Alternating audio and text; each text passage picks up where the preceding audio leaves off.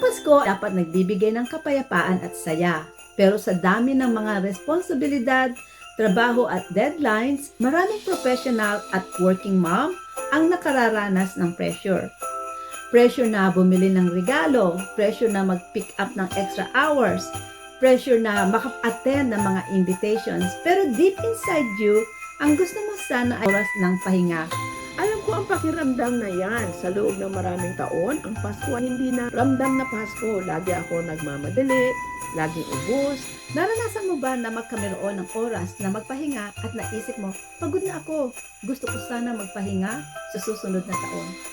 Hanggang isang Disyembre, tinanong ko ang sarili ko, paano kung gumawa ako ng bagong buhay bago matapos ang taon? Paano kung kumita ako sa paraan na nagbibigay ng kapayapaan, pressure at hindi deadline?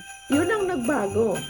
Nang lahat, dinala ko nito sa isang digital business. Nang dahil sa digital business na natagpuan ko ang isang komunidad na nagtuturo kung paano kumita sa online. Kung ngayong Pasko, kikita mo kung gaano ka napagod, kung pakiramdam mo panahon na para putulin ang cycle ng burnout, i-click lang ang link para matuto ka. Magrehistro sa aming website at alamin kung paano ka makapagsimula ng kakaibang negosyo sa online.